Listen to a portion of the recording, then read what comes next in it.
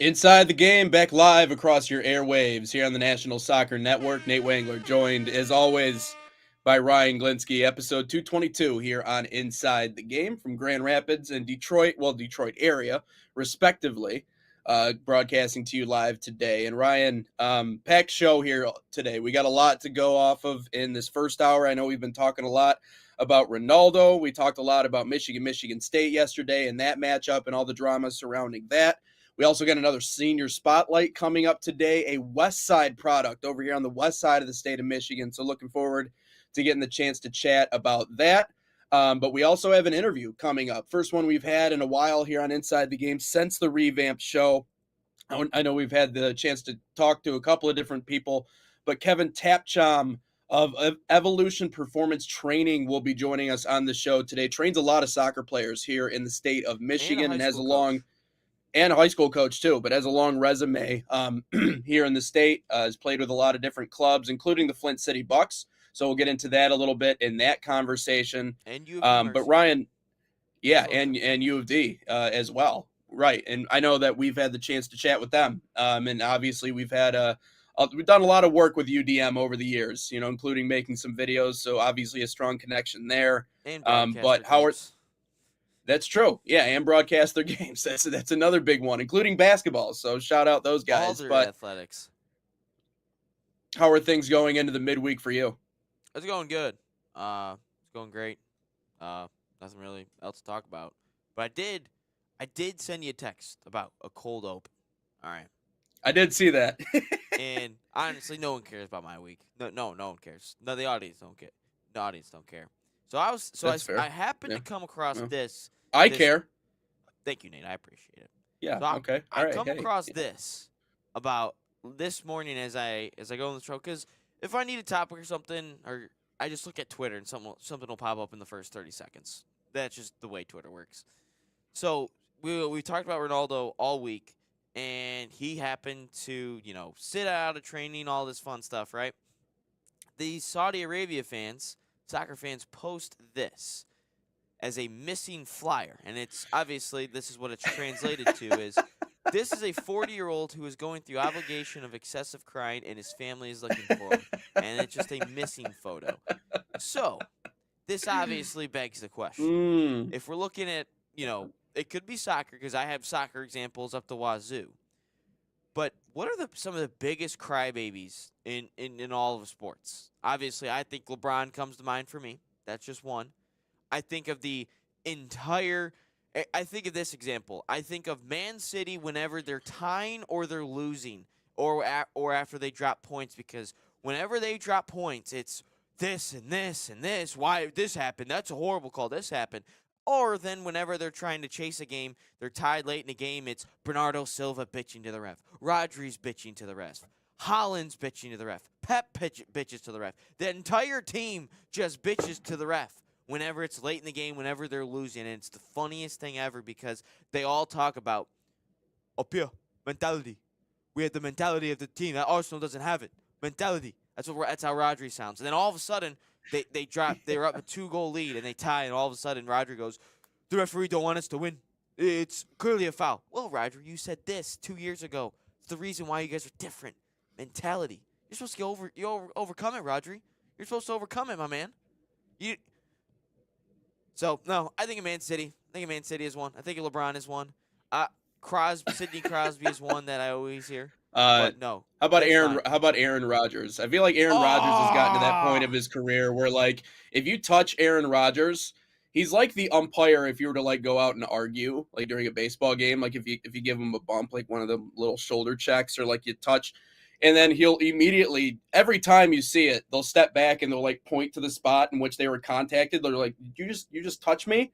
You're out of here. You're gone. Hit the showers. I feel like it's the same thing with Aaron Rodgers now. Like, if you touch him, it's like, hey, don't touch, like, I'm Aaron Rodgers. Why are you touching me? It's like, dude, that's what I'm supposed to do. You're the quarterback. It's supposed to tackle you. So Or anyways, no, every time he throws an incomplete pass, the camera goes to him and he's just yelling. Yeah. It's like, maybe you Yeah. just threw a bad ball or made the Right. wrong read. Do you ever think of that, Right. Aaron? And it's every time Yep. it's always it's funny. It's always someone else's fault when it comes to Aaron Rodgers. And he's like 0-5 in NFC title. Like, the guy stinks in the playoffs. Like, a lot of people don't realize, like, the guy actually stinks when it comes down to it. I remember the Bucks game. Everyone was making an excuse for the phantom PI against Antonio Brown, which crazy to think Antonio Brown won a Super Bowl with the Bucks. But Yeah. obviously not a PI. But that whole game, Aaron Rodgers throws like 2 picks. He could have ran one in the end zone, instead threw it into double coverage. Like, Aaron Rodgers does not show up in big moments. A lot of times. Obviously, I know he's got a Super Bowl. Obviously, he's got a Super Bowl. But, again, Yeah. that was 2010, 2011, somewhere like that. But in the big moment, Aaron Rodgers doesn't show up, and it's always somebody else's fault. I guess it just shows the importance of actually winning one, because once you win one, now you're Yeah. a part of that group. So, I mean, what you do the rest of the way is all just, that's all just added on top of what you've already done, which is win the big one. So there's a lot of greats that haven't won a Super Bowl or a championship. That would be a good segment, going through the best of all time who have never won, whether it be a Super Bowl or a championship in any other Calvin sport. Johnson. Because I mean, when you're dealing with a team sport, sometimes you just land in the wrong organization. And I mean, you think about Lions alone. I mean, Barry, Calvin, all those guys. I would But think. yeah, I was going to say Luka. Luka's is another crybaby. Remember in the NBA Finals when they lost to who is that? The Celtics? I think they lost to the Celtics. Every Yeah. single time, like, he committed a foul, it was always. Yeah. Like, Luka, you fouled him on the arm. You hacked him. Yep. You can't just Yep. say there's a review for everything. Yeah. What's another You could just good- say the NBA in general. I think the league has just gotten to a point now to where, again, as we talked about, crying, if you want to put it that way, sells in the NBA now. So Yeah. What about could probably go baseball? with I the whole mean, league. you know more about baseball than I do. What about baseball? You could probably just go with Aaron Boone. I mean, right? I feel like the manager of the Yankees has been the biggest crybaby in baseball. Pretty much the entirety of New York. Man, outside of that, Entirety of New York. yeah, that's I would just say that's probably a safe bet. I feel I like don't there's know. I not mean, a ton basically of the crying in big baseball. not a lot, mostly because they're just like they just strike out a lot anyways. Like most baseball players don't care about strikeouts anymore. If anything, it's more like they just argue bad individual calls. Like I wouldn't even call this guy a crybaby. Maybe the most passionate is probably Bryce Harper. Bryce Harper always has something to yell Ooh. about, whether it be balls or strikes or He's getting got into such an tizzies or iconic moment though in the yelling. World Series. Oof. Yeah. No, I mean, like Bring straight joy roid down, rage. He's bring not on joy roids, down. but like it reeks of roid rage the way that he plays sometimes. That whole Philly team is like that though. Kyle Schwarber's like that. I mean, spiking the helmet. The video of him yelling at Angel Hernandez before he finally decided to ride off into the sunset and not bother us anymore. But that Schwarber is passionate. So yeah, not in the same way as like the NBA or the NFL. I feel like they just get pissed off about like, hey, that one was 6 inches outside. What are we doing? And it could be anybody on any given day. It just depends on who gets the blunt end of the stick. Izzo. So to kind of pull back the curtain a little bit, the reason why I put that on the prep sheet was because I wanted to open up about, obviously we talked about Ronaldo yesterday and we can get into that. And I know we wanted to mention maybe what MLS clubs he could land at if that were to happen on down the road.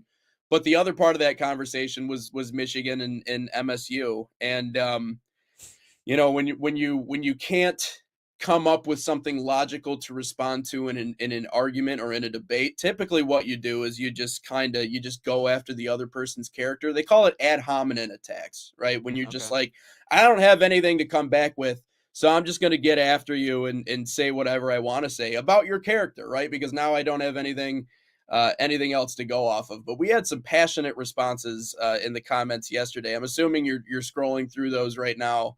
about our Oh, Michigan we MSU can. takes, but also Um, Ronaldo too. let's see. Um, so basically, for the people at home, we have a Sports Nation TikTok essentially. Because obviously we give you great soccer coverage and we give you great all the Yeah, other sports, and we took over this well, the TikTok was technically started back in August, but there's only one post on it. And so then we got the TikTok about January 22nd or so. And yeah, then TikTok right after that just took a shit. So we didn't really post on it consistently until like a week ago, and we had like yeah. 20 followers on it. Now it's up to 49, and people are like, the Michigan State faithful, which we've probably gotten off them. Let's see, 21,000, 25, 26,000 of our views, which aren't like a crazy amount on this account, are just MSU fans.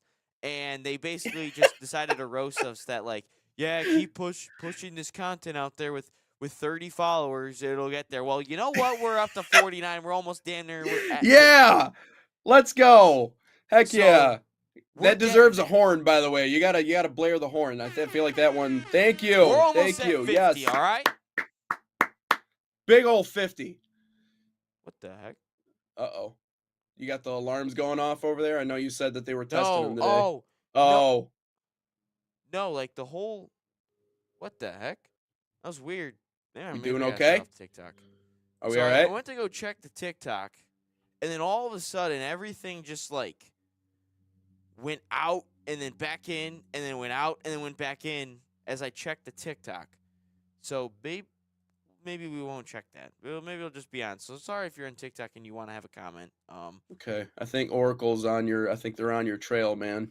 I think They're they're mad tracking that you we're getting down. followers now. Maybe the Michigan State faithful is trying to hack our system. And we know that they. It's either the Michigan State it's either some 20-year-old in East Lansing, Michigan, or it's some old British dude in his basement who just so happened to stumble across our show that hates our soccer takes. So it's one of the two possibilities, or it could be both of them that are trying to Yeah, shut our no, page down. it's So, just weird. you know, Hopefully John didn't hack the computer either. Because sometimes you can hack the computer and move stuff around, and it seems boss like man's trying to sabotage us? Is that what you're trying to say? no, I have control of the full mouse here, so I Okay, think all we're right. good. Maybe we As just long won't as check TikTok the rest of the show.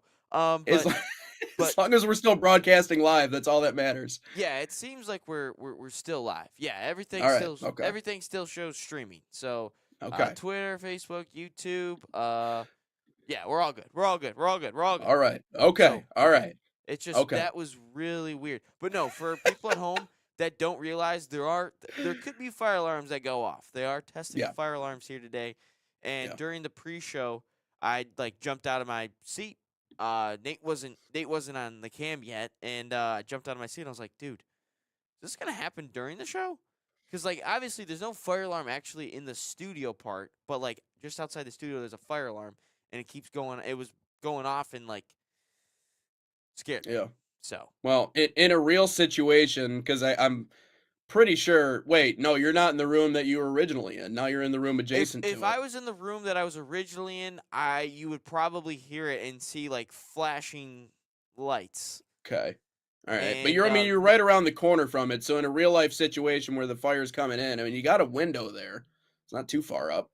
I You guess know? I could always just shut the door and make sure I don't hear it. But yeah, no, they're testing the fire alarms here today. But yeah. But yeah, getting into what we're doing. So we'll lay off the TikTok for the meantime. Still you'll give us a follow on TikTok, National Soccer Network, and wherever you find us on social media. But yeah, some passionate responses about Ronaldo and Michigan State, Michigan. We could talk about Ronaldo for the meantime because I know we're in the soccer portion of our podcast. But yeah, what we talked about yesterday and what we were focusing on, it's funny, one of the comments talked about, the amount of money and the amount of influence he brings everywhere that he goes. Ronaldo, that is, whether it be the Saudi league or whatever other league that he goes to.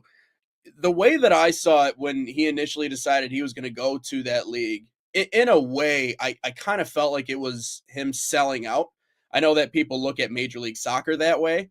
And, the biggest talking point in my mind, if he's going to reach that 1,000 goal landmark, would he want to do it in a league like Major League Soccer? But then I think about what are his alternatives if he were to leave the Saudi league. I mean, is he at the level right now to where he could go back to Europe and someone would be willing to give him a hefty contract or what he's demanding to play in Europe? Or would he want to live in the United States and play in Major League Soccer? My only thing is, Ryan, I see a massive marketing opportunity, not just for the MLS, but for those two players specifically. If they were to, again, quote, team up in Major League Soccer, not even necessarily on the same team. I just mean playing in the same league. I think it would. I think it would kind of bring that rivalry not back to life because it is still alive and well, but between the fans, maybe kind the of players themselves. between the fans, right? But bring it to, it would be the ultimate crescendo in my mind to see both of those two in the same league at the end of their career. I'd agree, but this is some breaking news. Cristiano Ronaldo has threatened to leave Al Nassr after the World Cup. Portuguese player continues training, as ESPN, training normally, but is not expected to play this Friday, making a series of demands to return to the pitch. If the changes don't happen, Cristiano won't play again and will keep training until mid-year, then leave. The main demand for the Portuguese star is the club's executives in the transfer market to improve. And if Cristiano Ronaldo doesn't get the security for the future, he will leave. The Portuguese release clause will drop to 50 million euros in the window. He has received inquiries from the MLS and various European clubs. Yeah. So the bid is in, and yeah, obviously, if Europe is taking another look at him, then I think I know what way he's inclined to go. I think I know what way he is probably thinking he wants to go, but I know coming up here in the second segment, we'll talk about maybe some potential landing spots in Major League Soccer because I do think it's Which an way do you interesting think he wants to go? conversation. Europe. Europe. I think he wants to go back to Europe to finish things off. Yeah, I don't. Um, I just think about the landmarks and the things that he wants to accomplish and how he wants to put a finish, really finish off his career, a legendary career. And I think he wants to do that in Europe. Personally, that's just where I come from. Where do you think? I think wherever he gets paid the most. I mean, Yeah. accomplished. He's accomplished everything that he wants in Europe. I would say if he ends up at another club in Europe, I think it's Sporting Lisbon, just where he started, back in Portugal, back in his home country. Yeah. But if he continues, if it's all about the money with him still, if it's all about the money, I would say he goes to the MLS because you're gonna get a massive payday. I mean, dude, you're making $500,000 a day, Yeah. damn near, in the Saudi league, and I Hmm. feel like when you're getting paid that, eventually you're gonna want you still want that, especially if you can still play. And I remember talking to Braylon Edwards and, like, kind of like, when did you finally just, like, realize that you hang it up? And well, he told me, and then he told his dad, and his dad goes, "You ain't getting another job where you can make over $1 million a year. So just be prepared for that." Yeah. And like, if you're Ronaldo, it's like, do you still want to make $500,000 a day? I mean, obviously you're not going to get that in the MLS. Like, that's just a crazy amount of money. I don't even know how much Messi makes. I'll check during the break, but I mean, that's still a crazy amount of money to just up and leave. And if you're the MLS, you're gonna get the most money out of all these leagues in whatever team you end up going to. But wouldn't it just be cinema if Ronaldo just goes to Miami? Like, wouldn't that just be crazy if Yeah. Cristiano Ronaldo goes to Inter Miami? Him, Messi, Suarez, Busquets is now gone, so Rodrigo De Paul.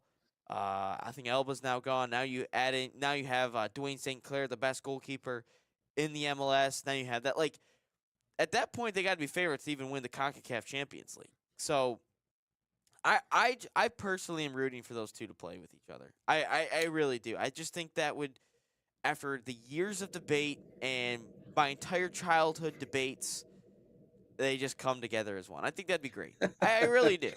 Yeah. Yeah. And it would just to see them again cap off their career, kind of like a swan song, together in Major League Soccer would be an amazing storyline. And the other side of this is that the MLS is going to do everything they can to break out the pocketbooks and be able to spend as much money as they need to get a star like Ronaldo.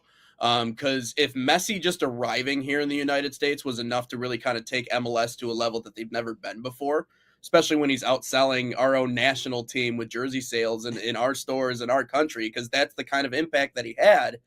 Getting someone like Ronaldo would blast it to another level. Now, it wouldn't necessarily make it the best league in the world or even a top 5 league in the world. No. But the star power component would make the MLS a relevant league on the world stage. You no longer can ignore the MLS if Cristiano Ronaldo decides, hey, I'm coming to the United States to play. My only problem is that he has a net worth of $1.4 billion. I mean, like, do you really need the money? Is this really you're getting to a point in your career now where, again, retirement is not that far around the corner for someone like Cristiano Ronaldo. I know we don't want to think about that. And I think for some of us, it's like, we hope that these legends are Iron Men and that they never retire. I feel the same way about LeBron. Like, I just feel like the NBA is better with him in it, but retirement's not that far. And so it kind of like the conversation about, life sometimes necessitates you going home. And for him being back home in Portugal to finish off his career in the place that it started, I think could be just a natural landing spot. And for him personally, a decision that really would hit home. But again, it kind of goes against the storyline that we would love to see, which is obviously him in our league. So if we talk about everyone, we talk about, just the billionaires and the millionaires all over the place and the athletes of, like, just wrap it up, retire, like, you've made so much money, just enjoy the beach. But at the same time, also in their mind, they're thinking to themselves, I can just create generational wealth for my family to never work a day in their life ever again. Yeah. And fair. He's probably sitting there, he's like, I'm hoping that my kids don't have to work a day in their life, Right. Like, obviously, those family members will most likely still work. That's just, I would get bored personally of just not having a job my entire life. But something to do. Yeah, Ronaldo's probably sitting there like, yeah, but like I still have the ability to make X amount of money, and even at this age of 40, I can still make X amount of money for a couple more years. Yeah. Create the next can still have another generational wealth. And I think ultimately that, he's still obviously loves the game. I think too the ghost of the World Cup, not having that in his back pocket, definitely probably weighs on his mind a little bit, especially with Messi now winning it. And I'm sure he's heard the noise a little bit, but now all of a sudden he says that the World Cup doesn't define him as a person, which before 2022 he was saying it absolutely defines you as a player and stuff. So it makes no sense now, Cristiano. But no, I ultimately think that I think the World Cup weighs on his mind a lot. But if he can make a certain amount of money, go ahead and make it. Well, and not just the World Cup, but he also could just, if he's in Major League Soccer, you would face Messi head to head. You would get those matchups. You would get not that changes the conversation. And I don't think anyone, when you look back on history, is going to look at, hey, well, Ronaldo beat Messi the 4 times he met up with him in Major League Soccer. Like, whoa, wow, that really changes things. Ronaldo's got more MLS Cups than Messi. He's the GOAT. Whoa. Yeah, exactly. He has a U.S. Open Cup. Wow. But he beat no, Detroit City FC in the first round at Keyworth Stadium. Yo, what? So it doesn't change the conversation around Ronaldo and Messi and everything else. But I think what it does, at least for maybe Ronaldo personally, is twofold. Number one, I get the big payday, and number two, I get to go out and maybe kick Messi's you-know-what. So that's another side of it. So it's an interesting saga, and this one is going to be one we're talking about for a while. So coming up next on the National Soccer Network, we'll talk about maybe a few potential landing spots for Cristiano Ronaldo if he were to come to Major League Soccer. But first, we got some camps that are coming here to the U.S. FC Bayern Summer Soccer Camps are a proud sponsor of the National Soccer Network, fostering football excellence across North America. Open to boys and girls of all skill levels, FC Bayern camps deliver elite training inspired by FC Bayern Munich's world-class philosophy. Select your city and start a promising soccer path. And right now, save $30 on registration by using promo code BayernNSN30. Again, that's BayernNSN30, or scan the QR code on your screen. Learn more at fcbayernyouth.com.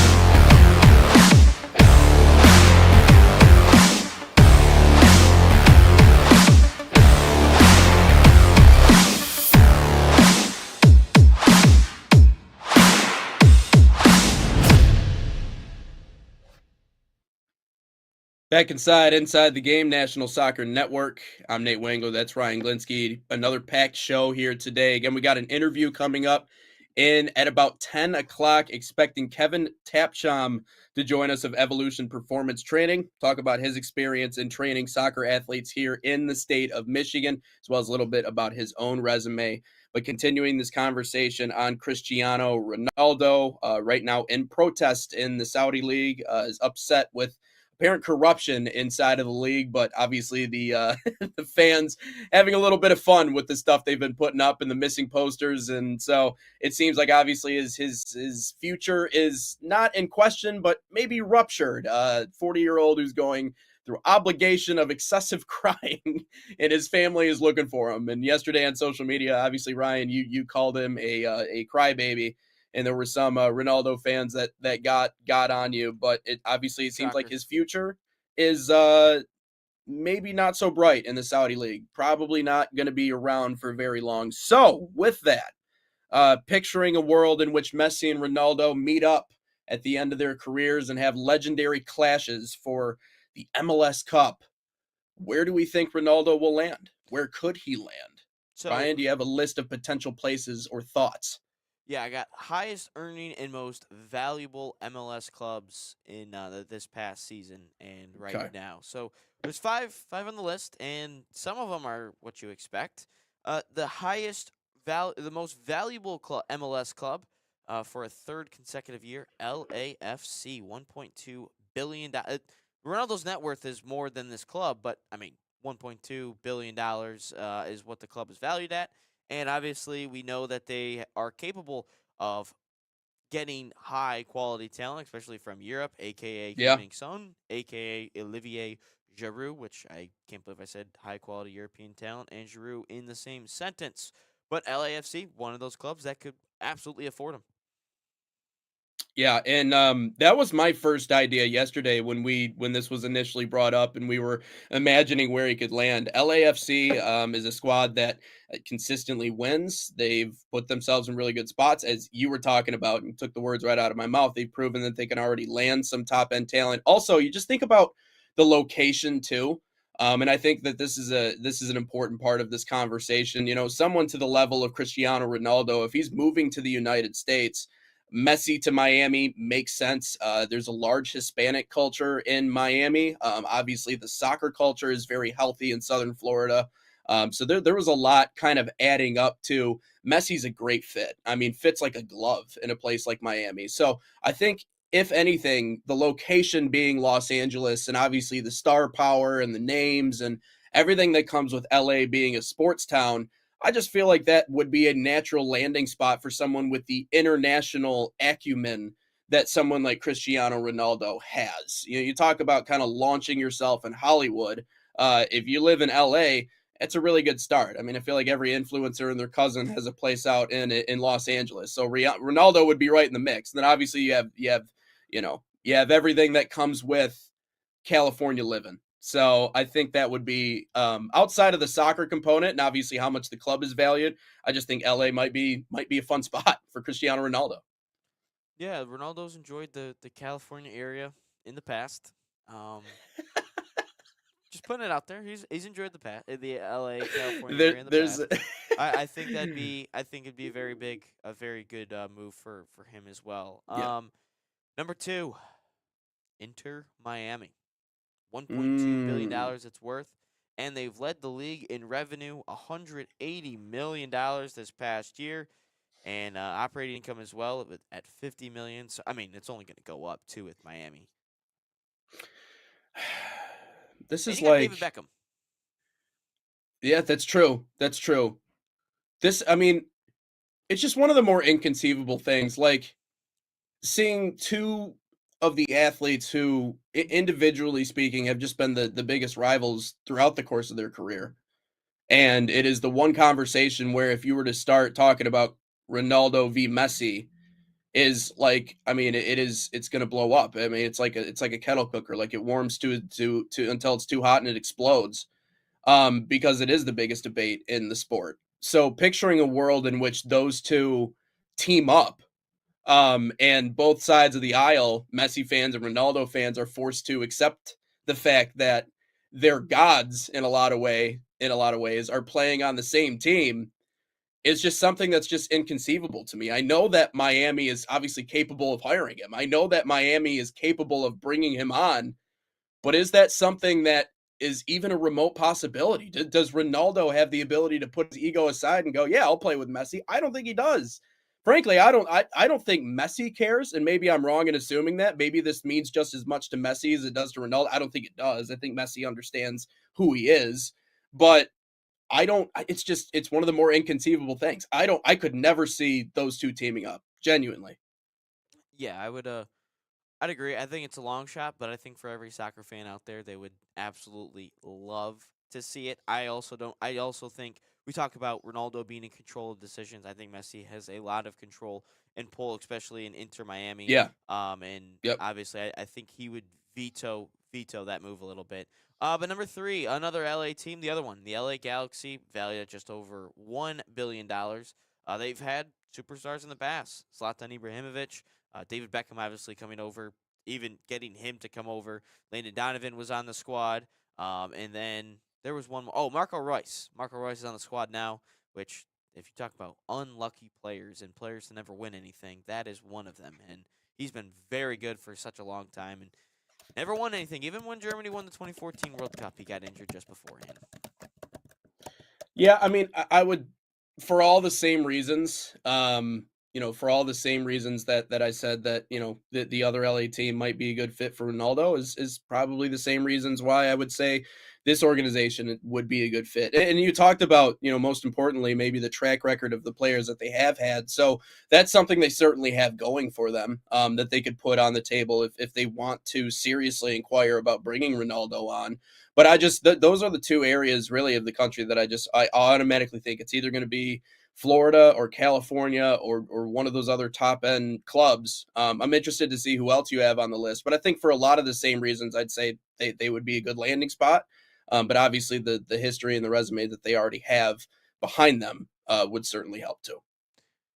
Yep. I think you think of a superstar in any sport, you think of going to LA. Yeah, This one might be a little bit surprising, but based on them being a new club and or within recent years, within the decade or so, yeah, Atlanta United, they're valued at just over a mm, billion as well, but they have a really good following in Atlanta. I mean, they play in the Mercedes-Benz Stadium, so it fits a ton of people as it is. Now with the MLS calendar switching, I'm sure that they're gonna have to build a new stadium at some point because that's gonna yeah. align with the NFL. But yeah, no, that is the fourth club that could afford him.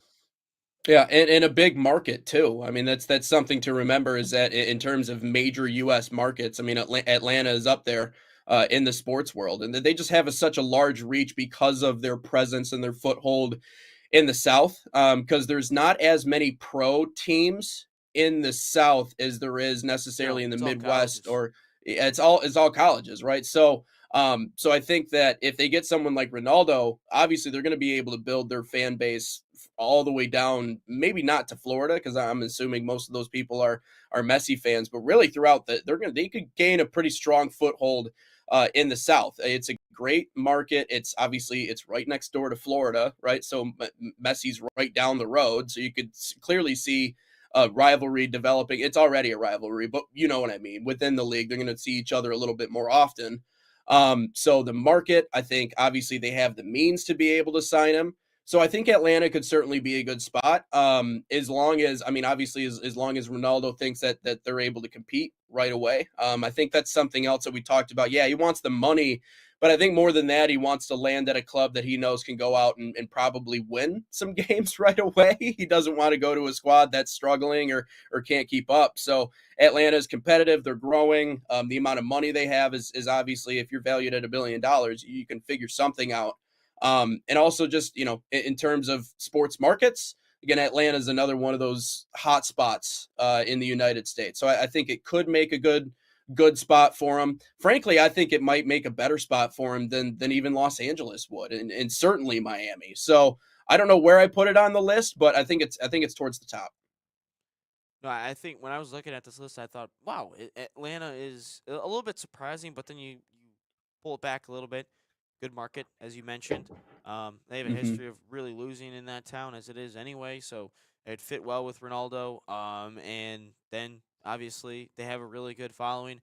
But will Yeah. be the last one, and again, this is you think of superstars, you think of this city, NYCFC, New York City FC. They're Mm. valued at just under $1 billion, but they've had superstars in the past: Andre Pirlo, Frank Lampard. I think that might be it. I think it might be it of all the Mm. superstars. But they also have technically had Christian Pulisic in their academy. They technically had a Gio Reyna in their academy. But they're a club that is continuously or has continued to grow over the years and produce a lot of talent and buy a lot of talent. And then you got to surround them with New Yeah. York. Would he be a Yankees fan or a Mets fan? Probably a Mets fan, if you're being completely honest. He'd probably be a Yankees fan just because that's what you're supposed to do. Like the Yankees hat is it's like a fashion thing. Like people I aren't agree. even Yankees fans. They're just like, oh, it's just a cool look. Like I see it at the store all the time, and I'm like, no, stop wearing that garbage. Anyways, no, the Big Apple, of course. I think of course I think it could be a great spot for him. If I'm not mistaken, aren't they getting a new stadium too? I'm Uh, I fairly certain that they're I think a getting a new lot of these stadium. teams are getting new stadiums just because Okay, of the scheduling and stuff. Because some of them play in right. NFL stadiums. Yeah. So, I mean, to that point, I'm sure Mercedes-Benz Stadium could sell a billion tickets if Ronaldo's coming to town and playing. So that was even something that I didn't even think about during the Atlanta conversation. But maybe could convince him with the new facilities. And again, I mean, you talk about the prime spots, and New York is the place. I mean, to use a basketball example, right? Like we call Madison Square Garden the Mecca. Like that is the Mecca of basketball. The Knicks haven't won an NBA championship since the 70s. Like, I love but that it stat. doesn't matter.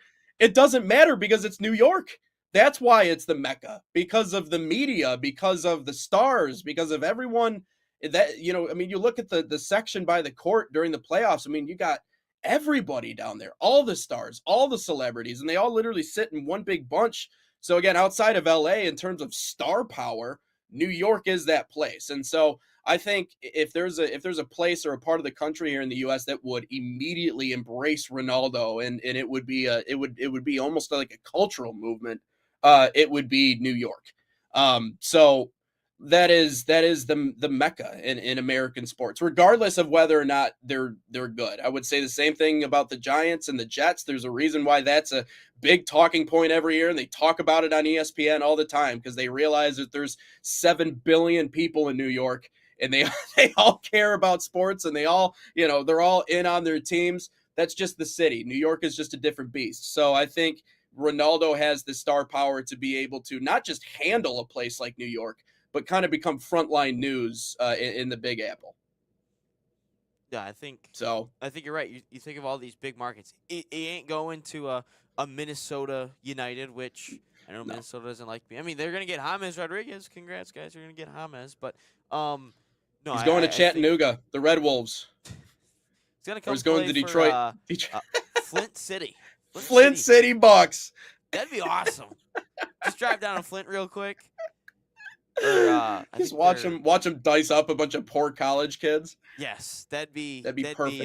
That'd be really fun. I think that'd be great to see him play in the USL. Or I honestly thought, because obviously the U.S. Open Cup does it like they do in Europe, where the big clubs come to the smaller clubs to play a game and all that fun stuff. And you think, well, could Ronaldo or Messi show up at like historic Keyworth Stadium or wherever like Louisville City plays, or wherever any of these smaller USL clubs play for the Open? Like I think it would be awesome. Like I remember watching the Columbus Crew play DCFC at Keyworth a couple of years ago, and that's what kind of opened my eyes to DCFC and actually started to like follow them a little bit.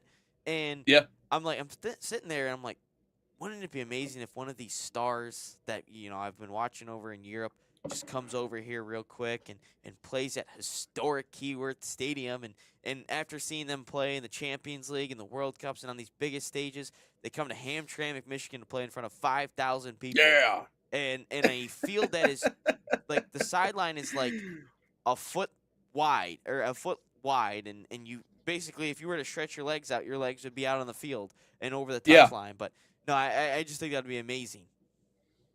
Yeah, it would certainly be awesome to see. And an international tour doesn't sound like a bad thing for these guys at the very end of their career. They go play in random places. You got a comment? You see, like LeBron James pulling up to random street parks or random YMCA's around the country. Yeah, that's what I'm just saying. To hoop one last time. Yeah, exactly. Just some random gym somewhere in the world, anyways, so let's take another quick break here on Inside the Game. Coming up next, we're going to talk about our new senior spotlight this week.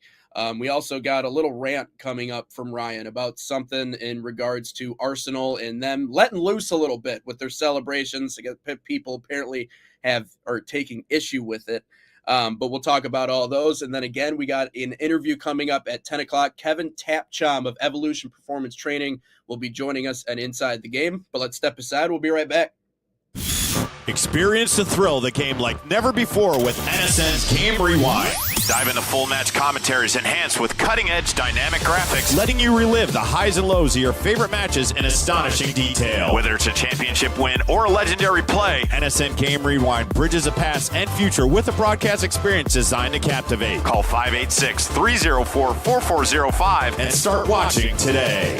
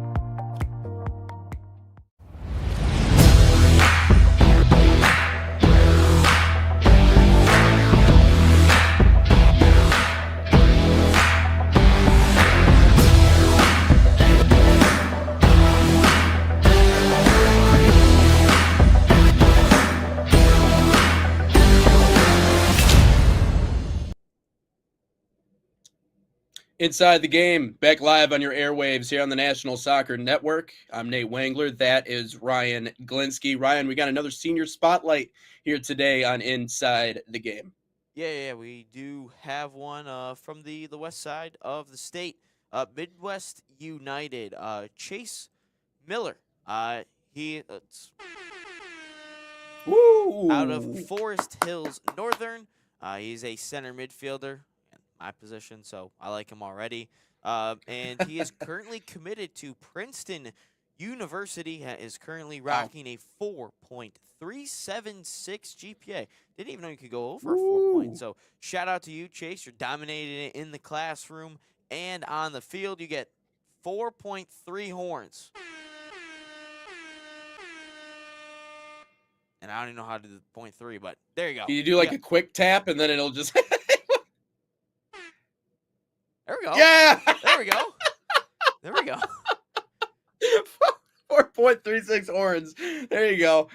Congratulations to Chase Miller, though. That's awesome. Good to see that. Midwest United is a club that continues to grow too, and we do a lot of their games here on the National Soccer Network. I believe all of their USL 2 and USLW games last year. So, congratulations to Chase. That's a big deal. Yeah, and they get over a 4 point, man. I didn't pay attention. I'll be the first to admit I didn't pay attention to my studies nearly enough to have anything within the same atmosphere as a 4.36, but that's cool to be able to do both. Cause I mean, you know, firsthand, I know firsthand how busy life gets with school and sports and managing all that. So that's awesome. Well done, Chase.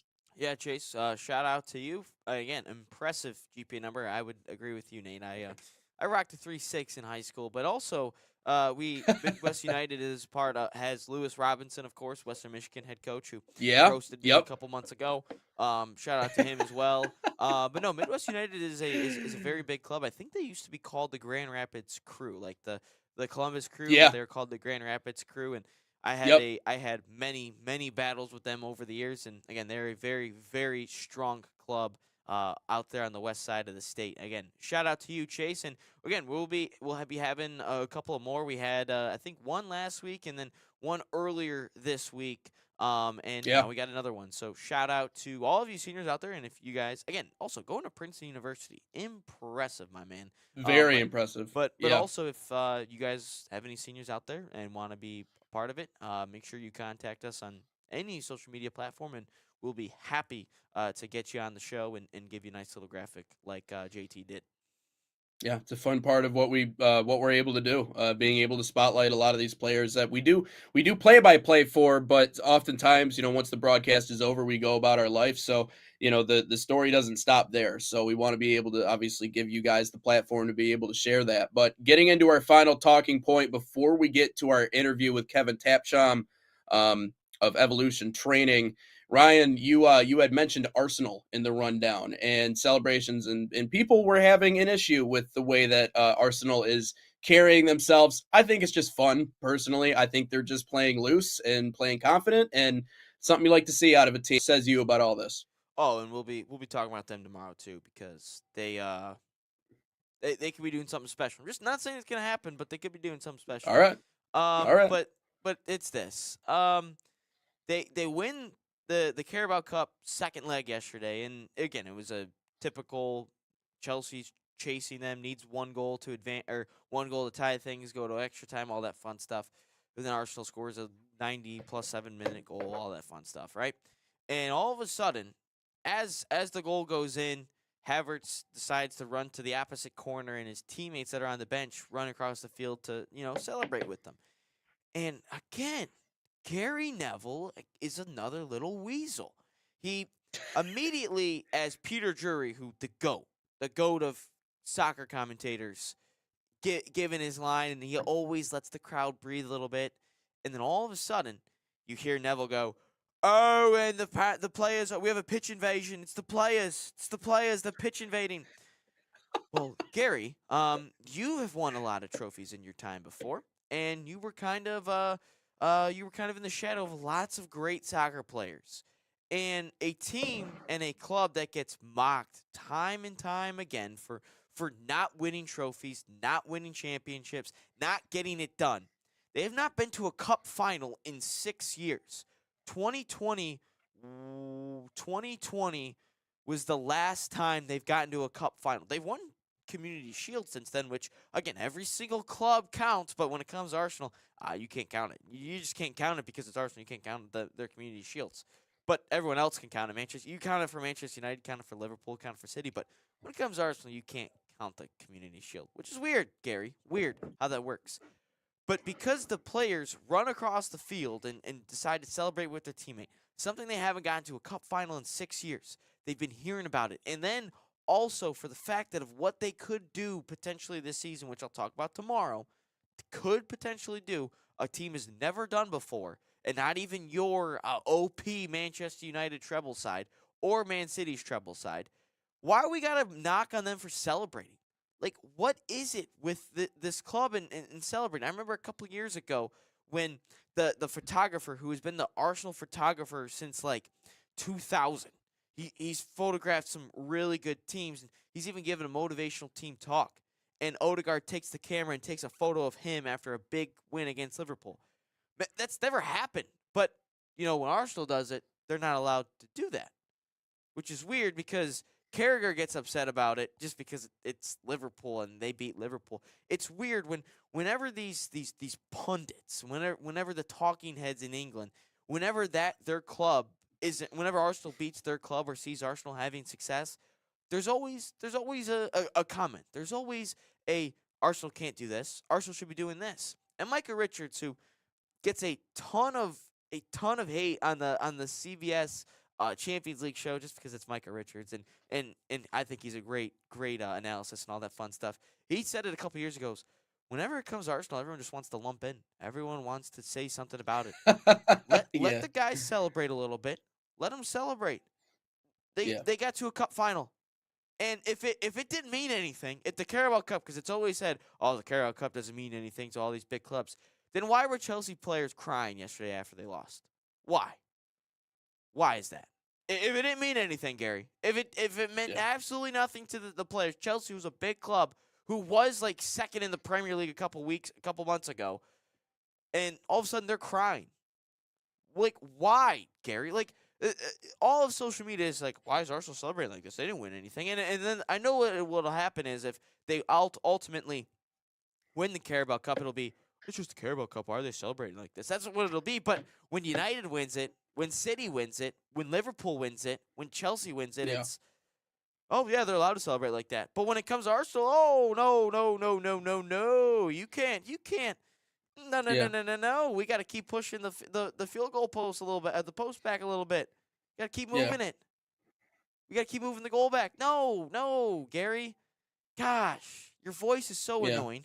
You sucked as a manager at Valencia. You shouldn't even have the job to begin with. And you suck as a pundit because you just say outrageous things because it's Arsenal and you got a little bit of hatred for them. So let's be biased a little bit because – and then, this is my favorite one that he said this year.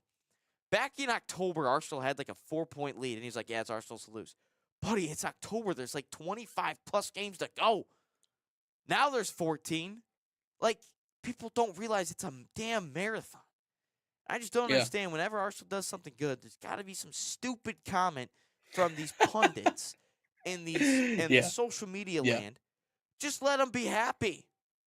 But when Tottenham wins the Europa League, it's like, they could do this. They haven't won something in a while. Well, Arsenal hasn't won something in a while, apparently. Yeah.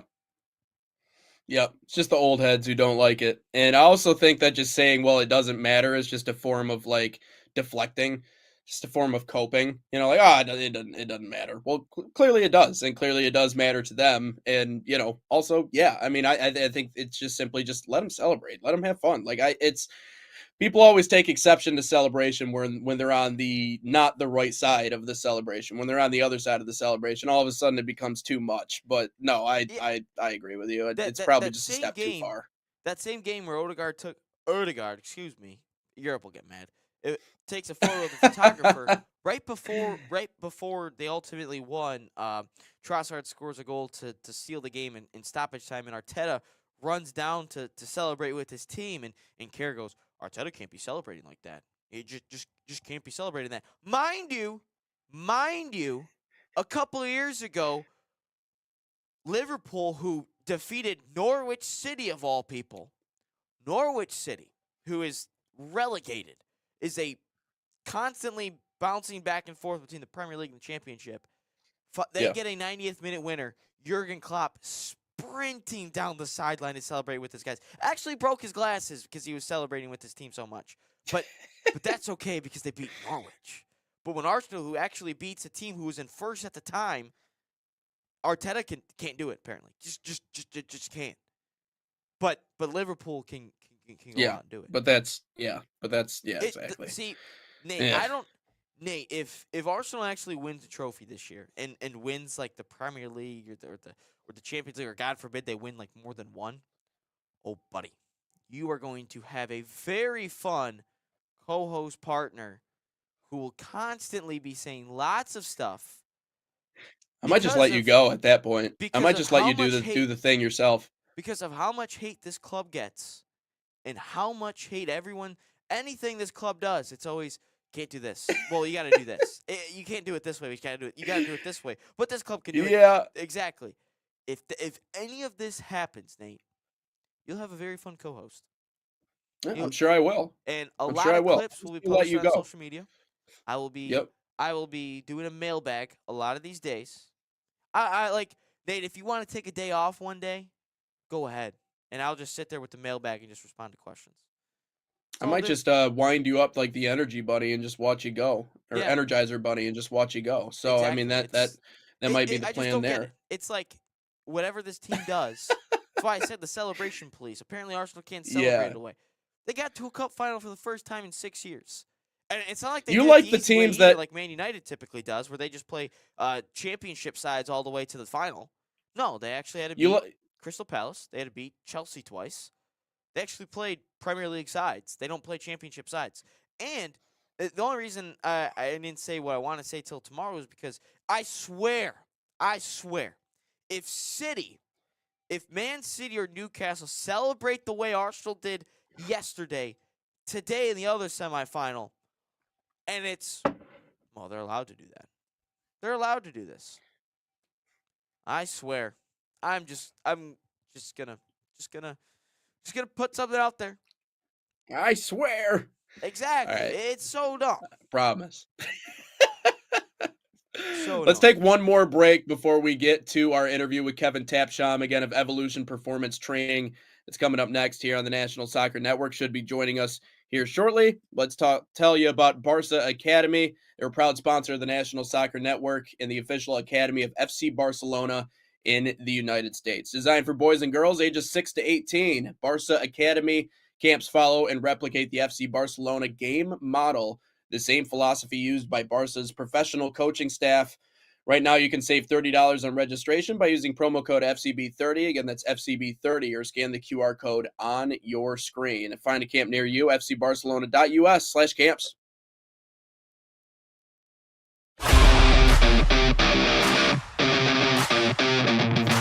In Barca camp, I sing my song Grown on and off of the field.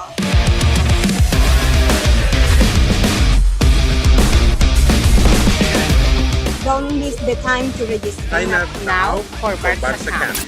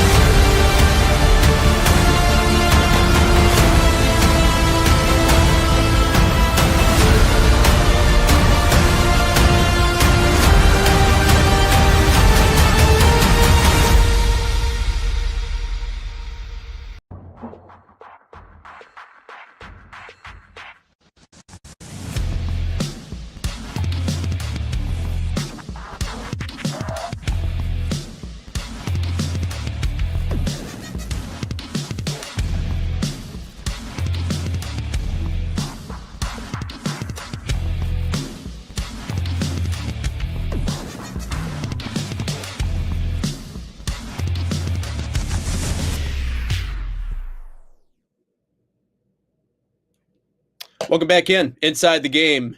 Nate Wangler along. In Barca camp, I sing my song Grown on and off of the field.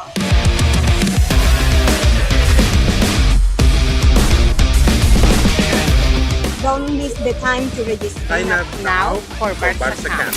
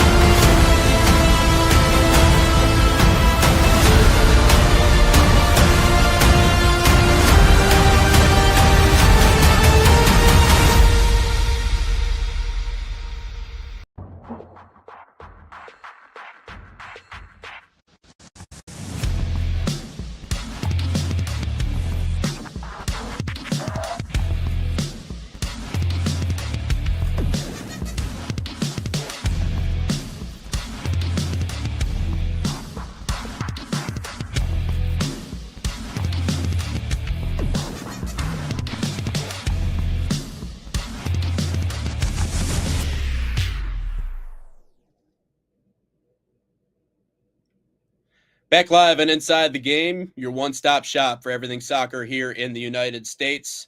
Expecting to talk here to Kevin Tapsham here in just a moment. I appreciate all you guys stopping by here on the National Soccer Network. We always appreciate you guys dropping by again. Weekdays 9 to 11 a.m. here on the National Soccer Network. Always happy and excited to give people a platform to talk about their journeys in the soccer space. Obviously gave you a look at our senior spotlight. Now we have a chance to talk here to Kevin, and this is one that we've been looking forward to here for a couple of weeks. Has a lot of good stuff to share with us, a lot of good stuff to talk about. And yeah, just overall seems like someone who was very influential in the soccer space, Ryan. Yeah, 100%. Good high school coach as well. Has played at U of D and the Flint City Bucks, and we'll welcome him in right now. Kevin, welcome to the show. Thank you for having me. Yeah, there we go. Gets a horn. Of course, Oh, he gets what a a- horn. Every guest gets a horn. I love it. I love it. Thank you. Welcome in, though. We appreciate you joining us. Great to give you the opportunity to talk about what you do over at Evolution Performance Training. Obviously, it's really important for us here on the network. We want to grow the game, and I think a lot of that begins with the young student athletes who are trying to obviously get to the next level. How has this year been for you, and how have things been lately at the company, and what are you looking forward to the most? 2025 was incredibly successful in many ways. First and foremost, the staff that we have there have been great. Coach Payton, Coach Irvin, Shelley, they've all tremendous. They've all contributed a lot. They're enjoying themselves, and they've built a good connection with all our clients. And it's just been a year of growth. It was our most successful year in many ways. The amount of bookings that we have, we got a new facility, a bigger facility. So now we're able to help more kids. And it's been an incredibly successful year, and I'm hoping it keeps going in 2026. Hey, Kevin. Why did you start this journey of evolution training? It's a great question. So got into coaching with a junior kickers program. When I was in college, just looking to make a couple extra bucks. To be honest with you, in college. So there was a team called Michigan Impact, and they had a junior program, and I knew one of the coaches, and he invited me out, and I really got into it. This was just instructional soccer, and I was just very passionate about it. I had so much fun with it, and just seeing how the kids would react when they would get taught pullbacks and cuts and scissors, and they would just think it's magical, and I just really enjoyed it. And I think some parents saw how much I enjoyed it, and how much their kids enjoyed it, and they asked me to work with their kids one-on-one setting. And next thing you know, I'm working with 10 different clients. Next thing you know, I'm starting to do small groups and large groups. And throughout my time in college, I think my final 2 years in college, I had about 50 kids that I worked with consistently. And there came a time where in the winter where I didn't want to stop training in the winter, especially when I graduated. I had to make a choice. Do I want to go into software development, or do I want to keep doing this? And I took a leap of faith, and I was lucky enough to find a really good facility in Waterford. And from there, the rest has been a blessing. The best teacher in a lot of ways is experience. When you have experience in the game, and you've been around and you've played, and now obviously you're a technical trainer and a coach and everything else along those lines, being around teaches you a lot of things. And you have a playing career history. You have a resume. You played at Detroit Mercy. You also played for the Flint City Bucks. That's a club that we're really close to here on the National Soccer Network. How have you used your playing days, and what lessons did you learn then that you've carried into your role as a trainer and as a coach? I started playing soccer pretty late, and my story is a little complex. So I don't want to take too much time and go into too many details. Yeah. But I was actually in foster care when I started. My case manager knew Ian Jones, who was my first coach. So I was just juggling in the background, because I was born in Cameroon and I grew up there, and just soccer is just part of the culture. You just go play soccer on the street, like it's just something that you do. So when I came here in the U.S., around 2008, the first couple of years I didn't play, but when I went to a foster house, my case manager saw me juggling in the background. He's like, "Hey, you look pretty Hmm. good.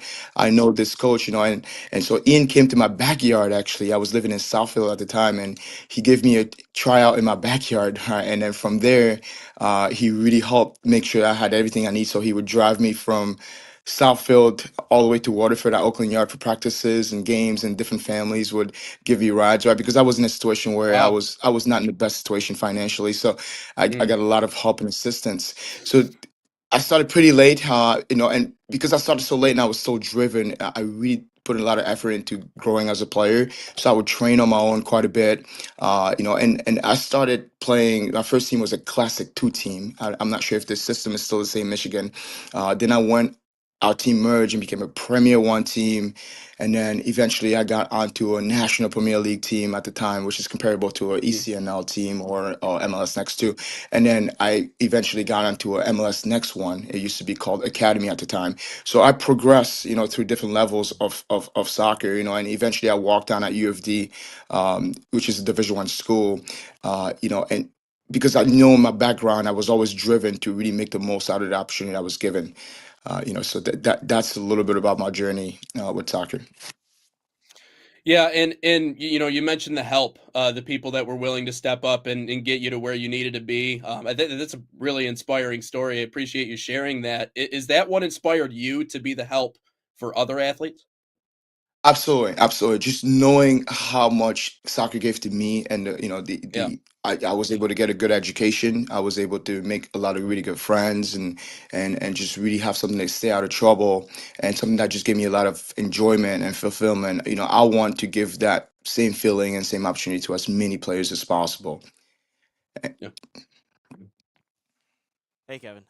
So my question are for you is, so in my family, my dad's side, they all went to private school. They went to Harper Woods Notre Dame, which no longer exists, and they talk about playing in the Catholic League, playing against CC, playing against Brother Rice, playing against Orchard Lake St. Mary's. Uh, how difficult in soccer is the Catholic League? The Catholic is very competitive, right? Because these schools all have very high standards, right, in all areas. Obviously in sports, but just in general. So all Mhm. these kids are very competitive. There's usually really good experienced coaching staff. So every game, very competitive game. Now, thankfully, coming from Clarkston, where we played in the OAA Red, it's something that I'm used to. But you've CC are our main rivals, but De La Salle in recent years have become a really heated rivalry as well. U of D very similar. So almost every game feels like a rivalry game, and almost feels like a cup final. So that's something I'm really looking forward to. You talked about a little bit about your linear progression through the soccer ranks as a player, but we've also seen that progression from you in the coaching ranks as well, going from junior varsity to varsity. And we know that the experience and the expectations, if you will, change when you make that leap to levels. So, what has that transition been like for you? It's been great. Thankfully, at Clarkston, I was there for 7 years, and Ian Jones was the varsity coach, and Damian Huffer was one of our assistant, and he's the head coach on the girls' side. Both of those guys just really did a good job giving me a lot of advice, autonomy, and a lot of support. So I was able to really learn under their umbrella, and and and at the same time get to apply a lot of what I learned with the JV team, which is a lower. The result don't matter as much with JV. Yeah. So Yep. I was just in a really good situation where I could learn from these two coaches who were top notch, and see what to learn from the leadership skills, learn from the way they manage games, the way they Oh, manage players, the way they build relationship with players, the way they set the culture, and so that helped a lot. I have been a varsity coach at Mott for the last 3 years, and the obvious difference is the amount of responsibilities that you have, right? You have to first you're the face of the program, right? You're the first Hmm. reflection of the program. So just the way I communicate with people, the way I communicate with other coaches, the way I carry myself really reflects on the program, right? So I've had to be a lot more responsible, a lot more proactive. The second thing is you're responsible. I'm responsible for the staffing, make, Mm. trying to make sure we have the correct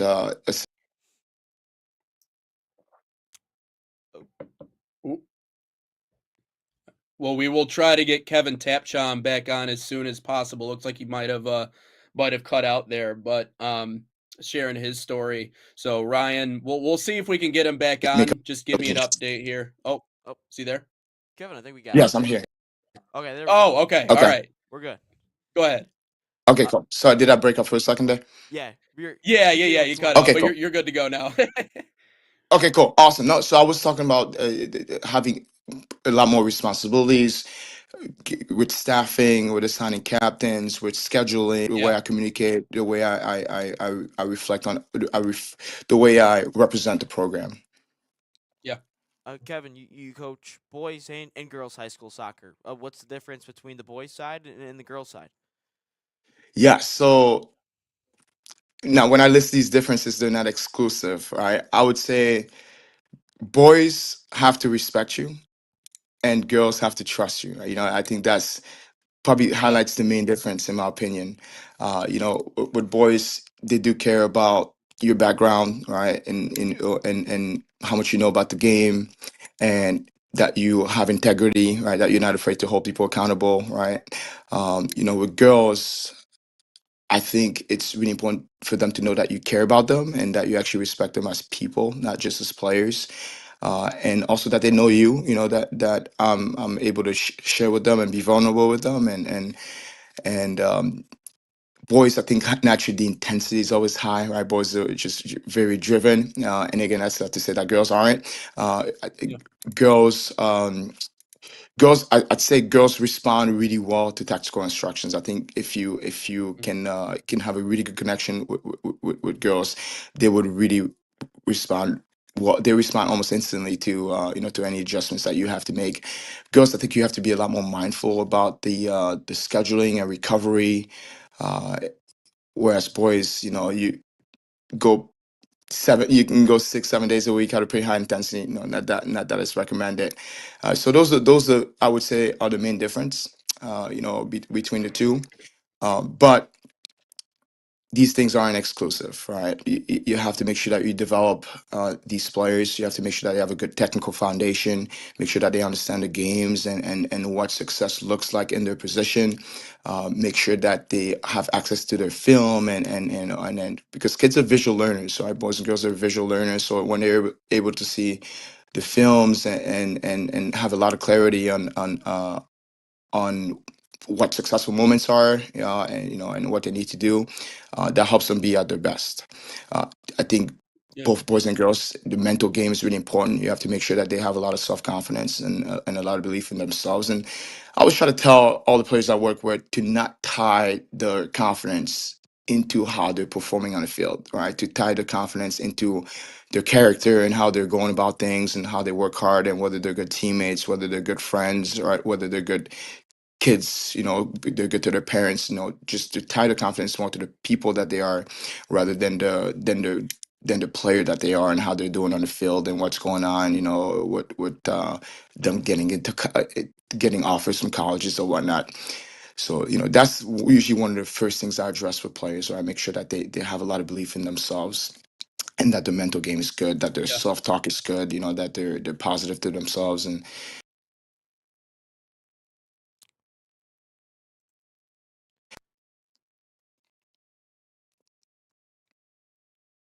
You hear Yeah. us? And I think you got us. yeah, I'm with you. You guys, okay. The thing that I think, so all of this in a lot of ways kind of falls under the umbrella of development. It's the thing that we always Yes. talk about, whether that be mental, whether that be, or the other side, which is technical development. And so you're a trainer, and so when I think of trainers, I think of strength trainers. I think of that can mean a lot of different things, but you focus on the technical side of the game. What does that Correct. mean, and how does that get the most out of these players? So the way I break it down, right, is we want to develop effective players, right? And you know, and then you take a Yeah. step back and you look at making sure players can receive the ball properly, right? Receiving, or actually, let me name the major technical pillars, right? You've got receiving, you've got passing, you've got dribbling, and you've got finishing, right? Those are your major technical components. So Yep. receiving, you know, we like to break it down, right? Turning, having a good first touch into space, receiving out of the air, making sure that you're scanning before receiving, right? So we usually go over a lot of these nuances to make sure that players have the right habits that help them have more successful moments in game. With passing, making sure that they can pass with both feet, make sure that they can get the passes off quickly, make sure that they can connect long passes pretty clean, make sure they can hit long balls, and so forth. Make sure that they're getting their heads up before passes. All right. With finishing, again, just going over different finishing situations, finishing crosses, finishing one touch, shooting from distance, creating space to finish. With dribbling, making sure that players are comfortable turning away from pressure, eliminating players on the dribble, creating space to take shots, make passes, and so forth. So that's what we do with players. We really break it down. In fact, with the players that I coach for my teams, we have a traffic light system that we review throughout the season.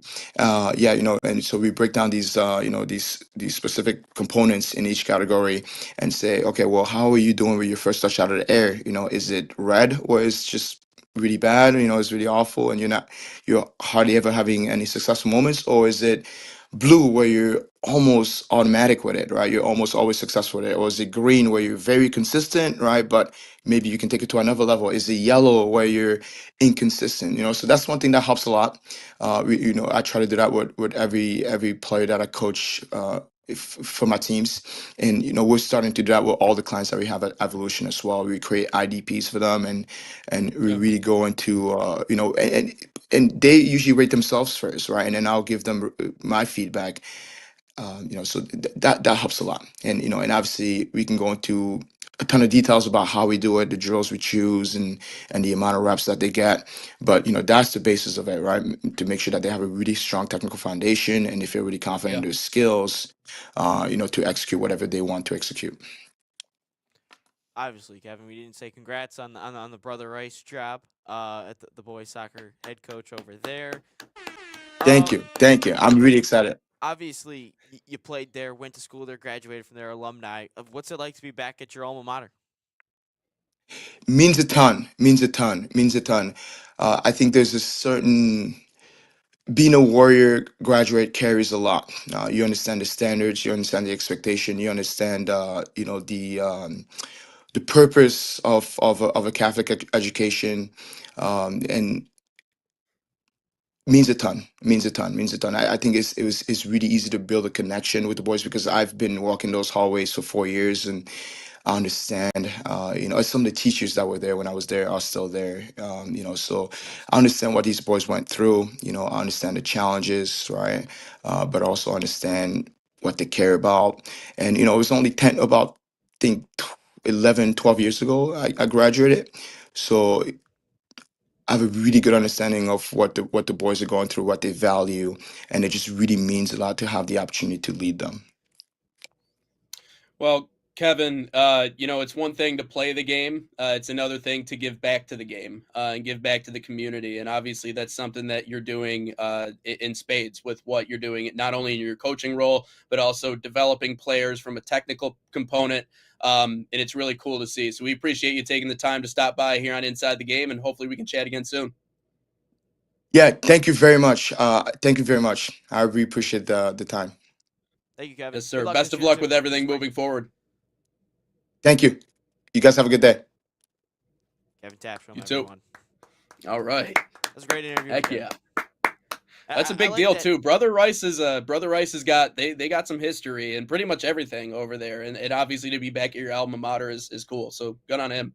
Yeah, I like that he gives back too, not just played the game at a high level and then obviously gives back to the younger players and coaches them, Yeah. trains them, and all that fun stuff. And starting your own training thing sure isn't Yeah. easy either. And JT and I actually talked about that before on the show. I think before you were even in the picture, about the importance of, if you've played at a high level, you have to be willing to give back, because that's the only way that this game continues to grow and grows to the level that we want it to. And we know that it's growing leaps and bounds, but we need people like him to continue to come around and make a difference in that way. But let's take a step aside. We'll be right back, get into our all sports component of our show. But first, Manchester City Soccer Camps are a proud sponsor of the National Soccer Network, bringing world-class training inspired by Man City's global football philosophy to players across the United States. Open to boys and girls of all skill levels, these camps focus on technical development, decision-making, and playing the game the City way. Right now, you can save $30 on registration by using promo code MCNSN30, and that's MCNSN30, or you can scan the QR code on your screen. Find a camp near you, usacamps.mancity.com.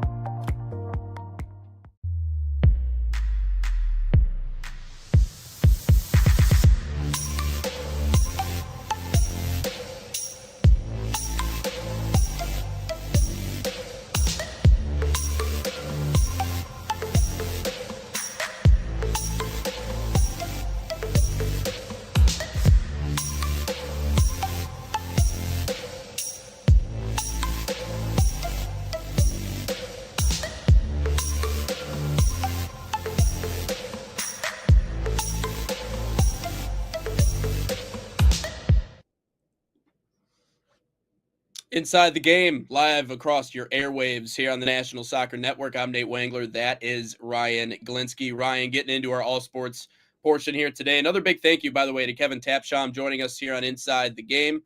Looking to bring a few new people on, continue to do those interviews every week. So we're going to be bringing you some new stuff as we go here on the show. Let's talk a little bit about the NBA trade deadline coming. We got, obviously we still have a few more days, but obviously already the rumors floating around, including one that you actually just texted me during commercial break. Draymond Green could potentially be traded, which, obviously we've seen the kind of the deconstruction of what used to be the big three, really the big four in a lot of ways in Golden State. But obviously now just kind of dissipating, and it seems like Draymond Green might be the next in that list. Yeah, I gotta add one other thing. The Warriors, they could be a dynasty still, but they ruined it. Like if we're looking at it, they had the number 2 overall pick they used on James Wiseman, who sucked. They had Jonathan Kuminga. I mean, he's been underwhelming. And then you had another lottery pick with Moses Moody.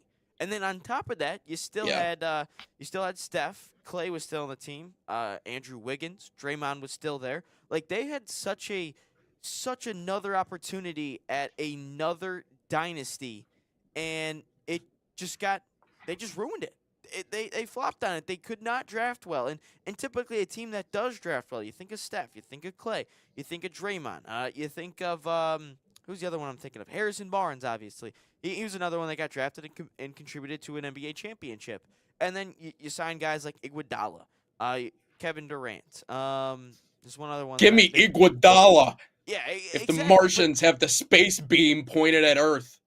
But the Warriors obviously had a dynasty and didn't capitalize in the second half of the dynasty. Yeah. So, I mean, yeah, they won another championship in the 20s, but you know what? They could still be competing for NBA championships, and that's just not the case anymore. And to see that Big Four, which is ultimately going to be Steph, and the reason I bring this up is because in last night's press conference after the game, Draymond was asked about it, and he goes, well, this could be my last game, but he goes, what an effing run it was, and only the Draymond Green way that he could potentially say, what a run for the Warriors. But no, Yeah. I think ultimately they failed to have another dynasty, and Draymond Green could essentially still be on the team and be contributing to a championship run, but that just is not the case.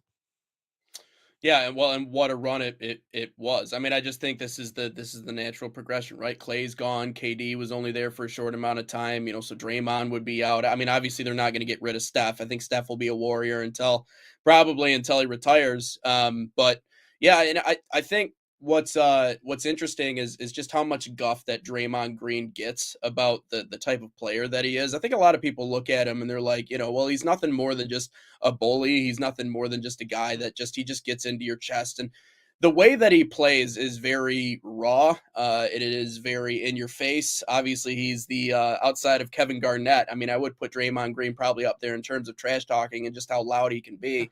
But it's fascinating to me because coming into this year, Warriors are 500 team all time without Draymond Green on the floor. I mean, just think about that, right? Like the impact that he does have is not necessarily one where he's shooting the lights out, but it's the first player. What was it in NBA history with like 500 rebounds, 500 assists, 500?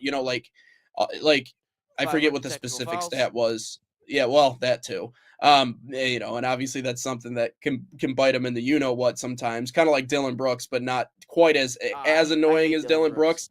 At least Draymond Green is effective with the way that he does it. Dylan Brooks is just a pest, and everybody knows it. But yeah, I mean, it has been a heck of a run, and I would agree that the issue with the NBA, and this topic always comes up, is you can build through the draft. The Pistons are a good example of a team that, in a lot of ways, built through the draft. I mean, obviously they've added complementary pieces with what they've done in the offseason. Yeah, but it takes time. That's not, if you're talking about a dynasty where it's like we have to continue this dynasty, that means you have to continue to add big pieces like they did with KD. But when you talk about aging superstars, again, that just eats up more and more of your cap space. So you're really kind of unable to make those big splash signings that you want to make. So it almost kind of necessitates like, hey, we have to be good in the draft and build from there. But that's a hard thing to do in the NBA because really, when you look past like pick number 7, pick number 8, I mean, it's just like a who's who of who knows if they're going to pan out. Really, like genuinely. There's a couple. You look at the NFL, not much. Yeah, a couple once in a while, but you look at the NFL, it's different. I mean, you can get a productive NFL talent in round 5 or 6.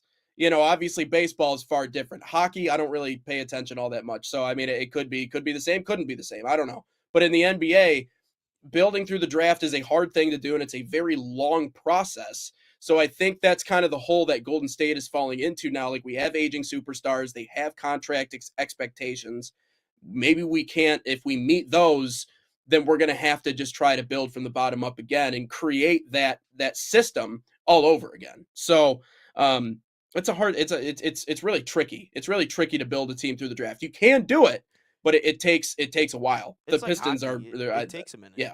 Like football's different because the turnover in the NFL is insane. Like, I think they say like 40% of NFL playoff teams weren't in the playoffs the year before. Oh, jeez. What happened there? Oh, man. We're going radio style. Okay. All right. Never mind. Yeah, just for our audio listeners. Which anyway. But what I'm getting at is it takes a minute, especially with the NBA, and especially with when you draft these players. Like, you're thinking of it, you're drafting a lot of these players at the age of 18 now, 19, where they're playing against guys that are 15 years older than them, 10 years older than them. So it takes time. Like, you look at a guy like Cade, who I felt like outside of injuries, he was pretty dominant since he came in the league, regardless. Like, he could have absolutely won Rookie of the Year, barring injury. But then you look at a guy like Asar Thompson and Ron Holland, just from the Pistons' perspective, took him a couple years. And that's not a bad thing. But those guys were top, number 5 overall picks because the Pistons kept getting number 5 for crying out loud. But like, there's absolutely players that can come in this league and dominate, but it takes a minute sometimes. And you look at hockey, if your lone goal is to build to the draft, boy, does that take like 5, 6 years. Look at the Red Wings. That takes a minute Yeah. to build through the draft. I mean, you're like a year or two ago, last year really, you started to see the trickle effect of these young NHL prospects finally getting into the Red Wings first team, obviously, with Edvinsson and Casper. Now you look at ASP and Finney. So it took a minute, but it ultimately, you get there. And you look at the MLB, that takes a minute too. Probably not as long as the NHL, but not as quick as the NBA because it takes a little bit. But building through the draft, for anyone that says, you can't build through the draft in the NBA, you absolutely can. But the effects or the effect that it can take is it takes a minute. Look at the Thunder, as dominant as they are. But you also got to think this: if you're building an NBA dynasty, you might have to suck for 1 year, maybe 2, to get those draft picks and to get through that. Unless you are trading really well, hitting on some draft picks late, or what you're doing is you're signing a free agent, a superstar free agent in free agency. But it takes a minute to build a dynasty in the NBA. The NFL, much different because you think of the roster turnover and all that fun stuff. But no, and especially with the draft. It takes a minute. And talking about Draymond Green, if he's done at Golden State, it kind of parlays its way into the conversation that we had earlier this week, which is, where is Giannis Antetokounmpo going to land? And that has been the biggest question. I think that partnership, I think the break with Milwaukee is, I don't know. I think it's just, I think that relationship is over. I think it's an imminent thing. It's just a question of when it's going to happen for Giannis, and also what's the landing spot for Giannis. Obviously, now, because you think the Thunder, they dumped a lot of money, but they're not good anymore. Like, there's no one on the team anymore. Jaden Ivey, that's a superstar. Like, if you're Giannis, you want to go to the Bulls, well, you're going to have to basically go through the same thing. Memphis, who just traded, no. Do you go to the Clippers? Probably not, because they ain't got money. Well, the Knicks have been mentioned multiple times since last summer. I mean, so then you got to give up I don't know. Cat. You got to give up Cat or OG Anunoby, because you're not giving up Brunson. Anunoby, yeah. Maybe you give up Josh Hart, which their record with Josh Hart and without Josh Hart is crazy. But I don't know if you give up that. I honestly think it's the Spurs. It's got to be the Spurs, because there's a couple. I forgot which draft picks they have, but they have multiple that's not theirs, and the teams aren't that great. So you give up some draft picks. You could give up a younger piece. Who that piece would be? I know they have Steven Castle, but you can't really give up. Maybe you give up a De'Aaron Fox? Maybe? Yeah. I don't know, but you look at it, the Spurs is the best option at this point. You imagine him and Wemby. Oh, boy. Talk about, long athleticism and getting up and down the court and not being able to defend them. But I think it has to be the Spurs now, because you can't go to the Bulls unless you're bought into a rebuild, unless you're bought into that. But I don't think Giannis at this point in his career is wanting a rebuild. So I don't know. And then you look at Harden, who the Clippers are such a joke of an organization. Like, Harden trade surprises nobody at this point. I mean, it's not surprising. I'm just saying it's just such a joke of an organization. Like, you think of a couple years ago, you had PG and Kawhi. You ultimately trade SGA, who's an MVP, and Kawhi doesn't play. Paul George doesn't play. They're just like they're like stuck in no man's land, but they're trying to be in no man's land for the foreseeable future, and like constantly keep butts in seats. I think that's what all the Clippers are trying to do. They're not worried about winning an NBA championship. They're not. They're just worried about getting butts in seats and trying to create the best overall viewing experience, which I think the whole thing, like behind the net with the most dedicated Clippers fans, I think that's great. I think that's a really good idea. But if we're talking about the product on the court, it ain't great. And now you finally. I still think they win out on this trade, though. I think getting Darius Garland for James Harden is they probably win out on this trade. Anyone who trades away James Harden is a winner in the trade. Like, no matter what you do, you're an ultimate winner in the trade. Like, I'm not disagreeing with you at all. I'm just saying the franchise as a whole, just a joke. And I think all they're trying to do is give you the best viewing product. But you're right. No, anybody who trades James Harden away, you could get like a first-round pick and a player that's in a wheelchair. You get a second round and a player in some bag of chips and a player in a wheelchair. You A will hot come dog out voucher. on top. It doesn't Yeah. matter. Just get the cancer out of the team. James Oh, Harden yeah, you talk about sucks. yeah. You talk about inviting drama to the organization. That's a surefire way of doing it. Another team that's selling that we could talk about is the Grizzlies. It is amazing to think that they were a second seed in the 2023 NBA playoffs. They're unrecognizable now. Obviously, we talked about Dylan Brooks is gone, Desmond Bane is gone. But now the biggest, the biggest name that pops up to me is Ja Morant. I mean, this is an organization, a franchise that is entering a full-on rebuild, which is mean we're clearing house and we're starting over from scratch, because obviously the whole experiment with Ja Morant and Dylan Brooks and that team, yeah, I mean, it was cool, the confidence, the It's cool swagger. for I'm 1 year. okay I'm okay in the West. No, you're not okay in the West, clearly. And that fell apart so unbelievably quickly. So Morant, I mean, that's another name that I'm looking at. But people are saying maybe the Sacramento Kings. I'm reading an article from CBS right now that says that the Kings could be a good landing spot for him. But I think the future of someone like Ja Morant, maybe the Atlanta Hawks. Obviously since Trae Young is no longer there. So I don't know. Where do we think Ja might be able to go? Nowhere. So I just searched up. I just searched up, what has happened since Ja has said best in the West. I'm fine in the West. So 27 and Yeah. 55 record, doesn't make the playoffs. The year after he says that, gets swept in the first round. In the How long was he 2024 hurt for, though? Wasn't he hurt for like a lot of that? Yeah, but it's the point since he said I'm fine in the West. Yeah, that's true. And That's true. He's Yeah. not won a playoff series since. 2-8 in the playoffs since that comment. But no, Yeah. when I look at the Jaren Jackson Jr. trade, so no, we're talking about where does Ja go? Honestly, nowhere, because I don't even want to. We talked about James Harden. I don't want to touch Ja. Like, I just get rid of him. Like, if I'm an NBA organization, like if I'm the Hawks, I ain't taking Ja because I just got rid of Trae Young, another cancer. So I ain't taking on Ja. If I'm the Grizzlies, I'm just stuck with him.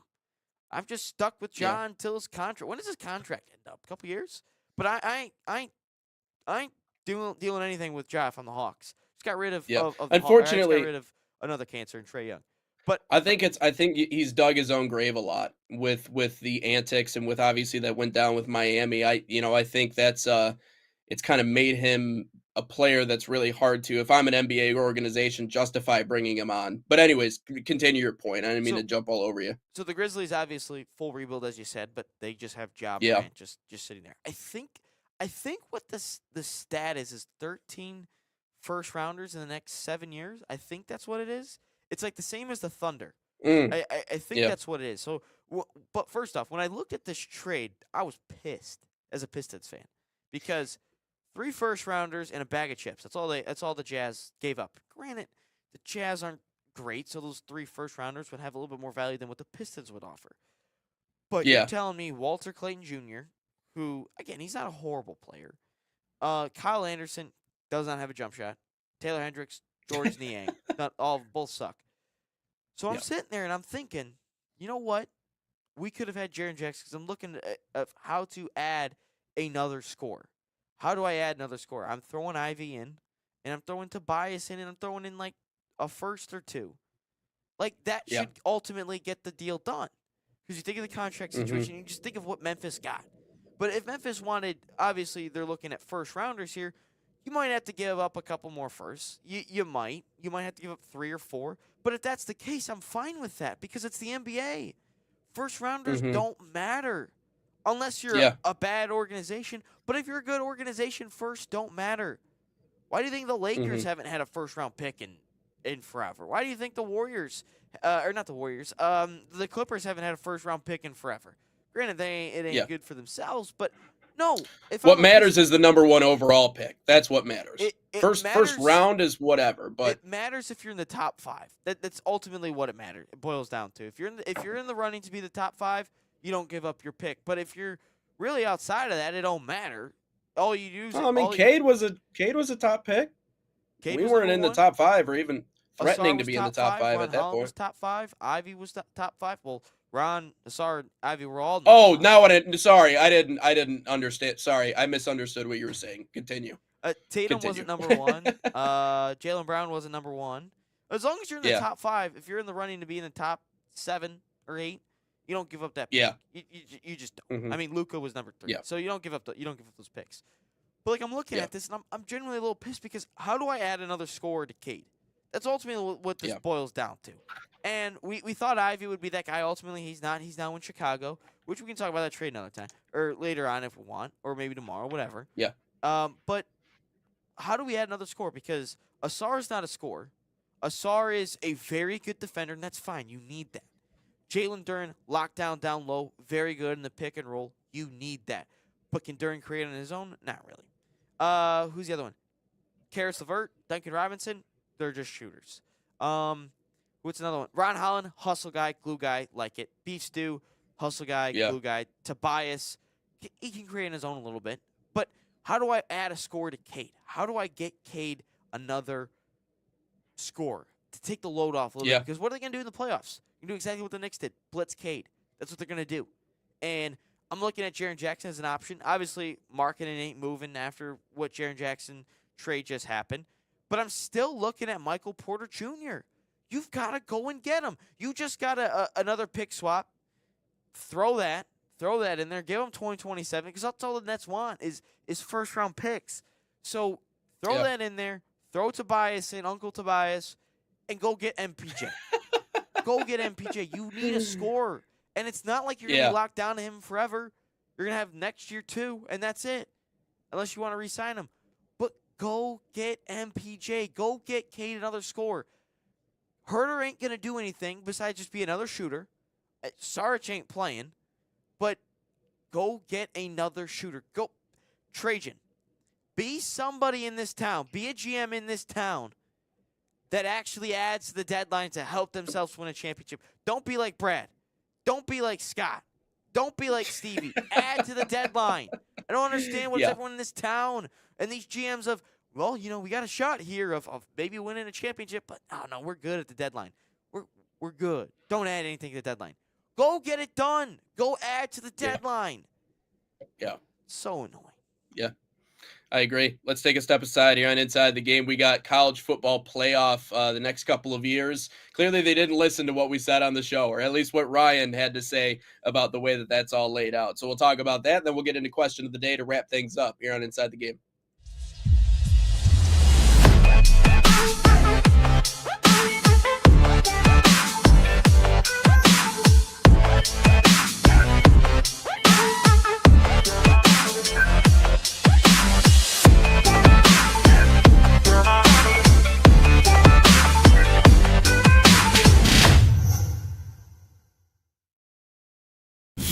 Experience the thrill that came like never before with NSN's Game Rewind.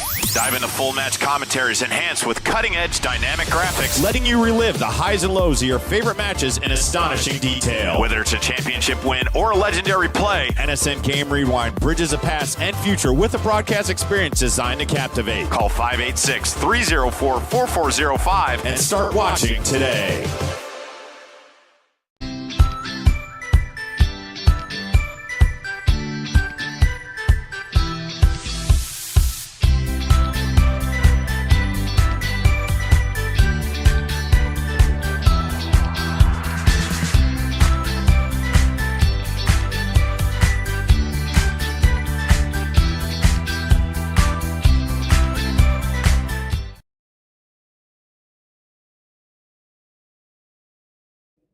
Getting into our final segment here on Inside the Game. Appreciate it. You, as always, stopping by. Whoa, something playing on my phone over there.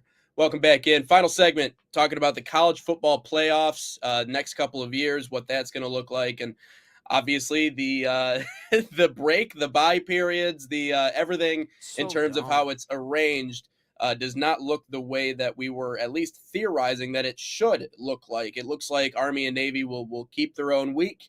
And we're going to have to wait a little bit at the end of the season the way we have the last couple of years. But you seem fairly disappointed in the college football playoff committee. Yeah, because we're taking 39 days to finish a 12-team playoff. 39 days, and we're gonna have 2 weeks in between the quarterfinals and the semis. Like, what's going on here? Like, whenever the playoffs start, it's gonna feel like a whole nother year until the game that it finally ends. Like, it's stupid, and we're also talking about another thing that we've always or that everyone has talked about in terms of football is like the injuries and the contact use and the overuse.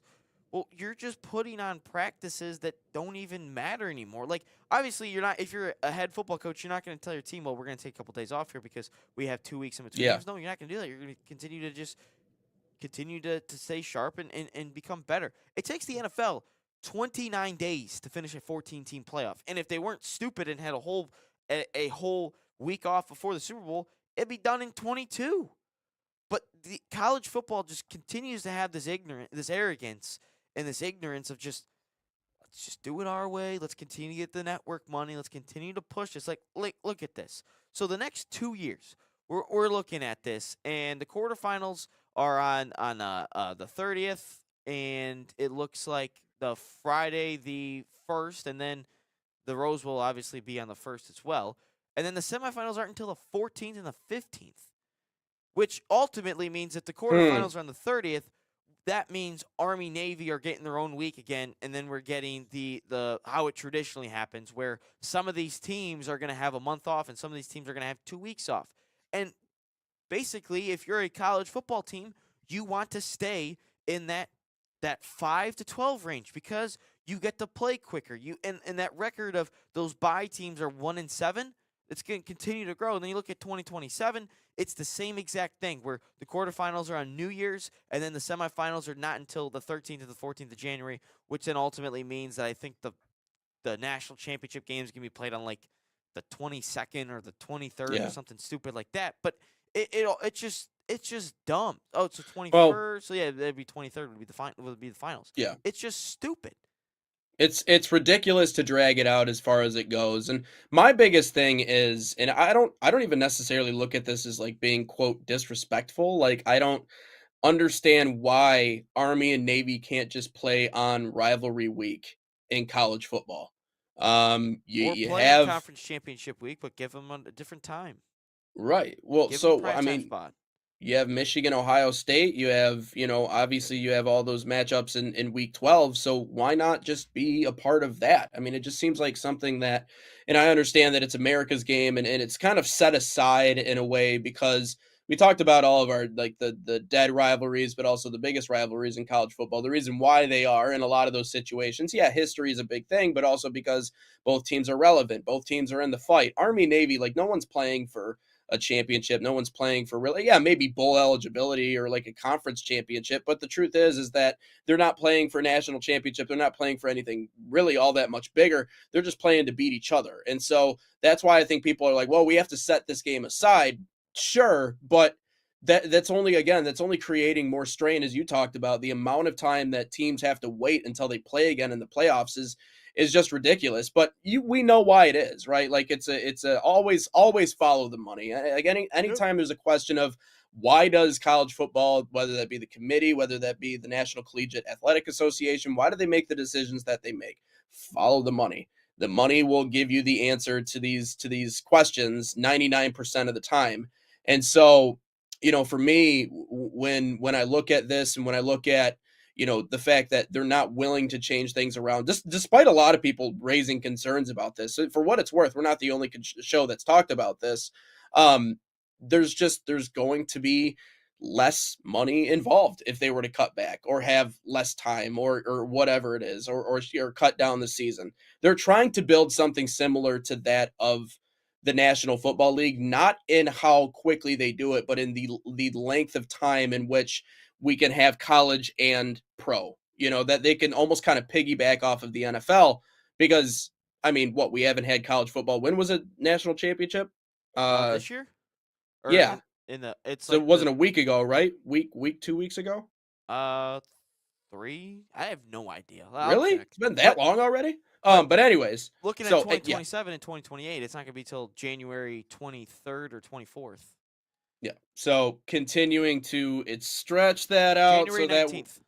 Yeah, so maybe we can like get to take some of that hype like from the NFL and piggyback off of that. That's what in my mind that's exactly what this is. Is like we're trying to again in one way or another create something that is Yeah. similar to that of the NFL so that they can kind of ride the coattails of the NFL playoffs and then everybody's happy, right? So more money involved with it. So again, this is like the same conversation as saying like they should cut down on the baseball season. Like 164 games is ridiculous. Like we do not need that many games in order to decide who the good teams are. We should keep the playoffs closer to summer and make it really the game of the summer and not get into the fall where we're competing with football and everything else. But you try to convince the owners that, hey, let's play less games. No, how about not? Because that's going to cut down the amount of money that we're making. So that sounds like a stupid decision to everybody there. So yeah, I mean, I Yeah, think well, we're all have kind a of aware of season. why it goes. Yeah, They're not even going to have a season. But when I look yeah, at that's this, true. That's true. when I look at this, where does the transfer portal show up in all of this? It's again another disadvantage to the college football playoff teams. Again, because if you're a coach, obviously it should be one window. It should be. That's ultimately what I believe. But at the same time, you have these college football teams. If it starts how it normally starts, then everyone in the quarterfinals is going to be at a disadvantage again. Everyone from the quarterfinals Yeah. on. Obviously, if you lose in the first round, you don't get the disadvantage. It's still an advantage for you. But we're looking at when the transfer portal opens, which is typically January 1st or January 2nd, then you're still going to be sitting in that window, and all these coaches and players are going to be coaching, game planning, and recruiting at the same time. Yeah. Also, you still have to put on you still have to retain your freshman recruits and commits Yeah. and all that fun stuff. And ultimately, I think a lot of these coaches eventually, until something's fixed, but obviously in the next couple of years, it's still going to be this mess. If you're a football coach, I would just stay in the NFL. I'd just stay in the NFL Yeah. because everything is actually organized and there's rules and there's regulations to all this. All you got to do is this. You have your OTAs in the summer, you have training camp, and then you make your cuts. You have your preseason games. You get into the NFL season, NFL playoffs, Super Bowl, all that fun stuff. Then what happens after the Super Bowl? Then you finally have the discussions about contract extensions, the Yep. NFL draft, free agency. All that happens after the season. So again, if it's all about if the transfer portal is all about the school enrollment, these kids aren't going to school. You're telling me these kids are going to school? No. If the transfer portal is all about the school enrollment, then they're just kidding themselves and lying to themselves that this is still Yeah. college football and this is college Yeah. athletics. No. These kids, it doesn't matter about class or anything. Yeah. It doesn't matter about that. So what you do is Carson Beck hasn't taken a class in 2 years. exactly. So what you do Yeah. is like what you are, which is NFL light. Again, you can still take 8-week classes, 12-week classes, all that fun stuff. You could miss the first month; it don't matter. That's still Yeah. drop ad week anyway. So what you do or the drop ad time period anyway. So what you do is we play the national championship, and then let's open up the transfer portal. Crazy how that works, and if we actually Yeah. adjust to the schedule like a normal functioning organization would, and we have on conference title weekend, we have Army Navy, because I don't think you can actually play them on rivalry weekend because of them actually being in conferences. Shout out Notre Dame. Actually joining conferences. Then I think you actually still have to play them in the conference championship weekend and make them the primetime slot. Move the Big Ten Yeah. down. Move someone to Friday. Move the Big Ten. Move the Big 12. Move the SEC. Move all that fun stuff. But you have to play the week right after the conference championship weekend when Army Navy truly is. Get rid of that whole week. And I love the rivalry. That's not hating on it. Yeah. But they have no say at all in the college football playoff. Just Yeah. stupid in how college football get- just decides not to listen. I get your frustration. People with money don't want to listen. No. Let's get into question of the day. Question of the day, Salt Athletic, an official sponsor of us here at the National Soccer Network. Use promo code NSN15 to save 15% off of that #1 smell-proof cleat bag. That 100% works. Scan that QR code or visit saltathletic.com today. But if you do not want to actually use the promo code to save a little bit of money, you can actually enter into our Salt Athletic giveaway here on the National Soccer Network. All you got to do is go to our Instagram, follow us at NatSoccerTV, tag a friend, and comment hashtag NSN Salt giveaway. We'll be doing every winner for the next 20 weeks, every Friday here on the show right around this time. And we'll be doing the winner, and we'll ship it out to you as soon as we can, and we will ship it to you completely free, so you don't actually have to do any money of that sort. But where is question of the day? Here it is. Question of the day. What is the best Ooh. college football game you have ever watched? TV, live, whatever you want it to be. I mean, there's no comparison. There's no second place. There's nothing that frankly even comes close. It's Michigan Alabama Rose Bowl. It has to be. It for so many different reasons. I mean, just the Alabama aura is something that, to those of you who don't really, I guess, understand college football, picture whatever sports league that is in your mind right now, and now picture the greatest single franchise of all time in that league, whatever it is, whatever sport. That's what Alabama is. They're the most decorated college football program in history. I would put Nick Saban up there as being not arguably. He probably is the greatest college football coach of all time.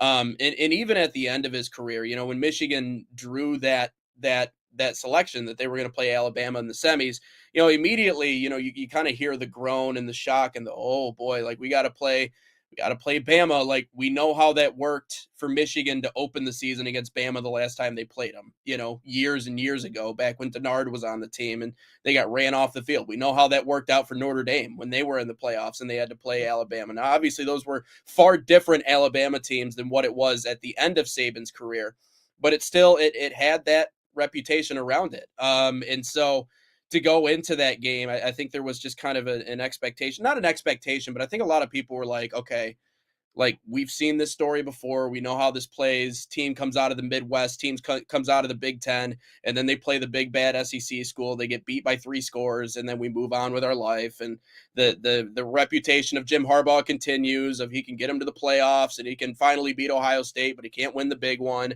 And so for them to go toe to toe with that Bama team and win it on a goal line stand, or not really a goal line stand, but they were at the 3-yard line in overtime, was just, it was the most emotional roller coaster I've ever been on as a college football fan in my life. Nothing, at least for now, I say, will ever replace that Rose Bowl game. Yeah, especially ever. starting off the game with a pick from JJ, which Yeah. ultimately was overturned. But no, what I would agree with Yeah. you. I think from a pure fan or pure, like, I'm a fan of a team, it's definitely that, because they've grown up. It's all Alabama this, Alabama this, Alabama that. Them losing 2 games in a season was like the world is ending with Alabama. And there were still some really good players on that team. Caleb Downs, Terrion Arnold, you can argue Jalen Milroe or not. Dallas Turner, first rounder as well. So, but no, I would agree with you, and especially to finally win a playoff game after, watching them choke away against TCU and get blown out by Georgia, and ultimately winning the national championship. I would say that's mine as a fan, but actually watching a game and being a neutral, it is 2019 LSU Alabama, because you watch that game, 18 first-round draft picks in that game. 18 first-round draft picks. Tua versus Burrow. You think of the wide receivers all over the place, Jalen Waddle, Devontae Smith, and then you look at the other side, Jamar Chase and Justin Jefferson. Terrence Marshall actually was a second-round pick or so. Clyde Edwards-Helaire on that team, Patrick Queen, Derek Stingley, all those guys. And then the game itself is actually really good, and it goes down to the wire. You have, I think each team scored 35-plus points, so the offense was all over the place, and LSU to be on the road to shut up Alabama, that was great. And then you also, I think there was 40-plus draft picks from that team as a whole. And we talk about stars, and there were stars all over that place. And no, that, I think personally that was the best game that I've watched from a neutral perspective, and actually the best overall football game. Yeah. But obviously, as a fan, it's Michigan, Alabama, just because of all the other emotional attachments. But best overall football game, 2019 LSU, Alabama. But the best emotional game, 2023 Michigan, Alabama. Miami OSU is a fun one too this year for personal reasons. But Yeah. thanks for stopping by as always to Inside the Game episode 223 coming up tomorrow. Our thanks to Kevin Tapchom joining us on the show. Again, we're going to continue to try and get more people in as we continue. But that'll wrap things up for today. Back at it tomorrow at 9 a.m. as we continue to roll along right here on Inside the Game.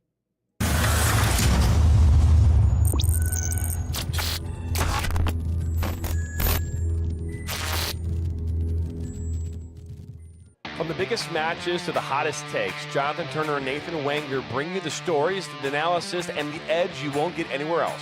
Streaming live weekdays at 9 a.m. on YouTube, Roku TV, Facebook, Twitter, and all major platforms. No filters, no fluff, just real talk, real soccer. This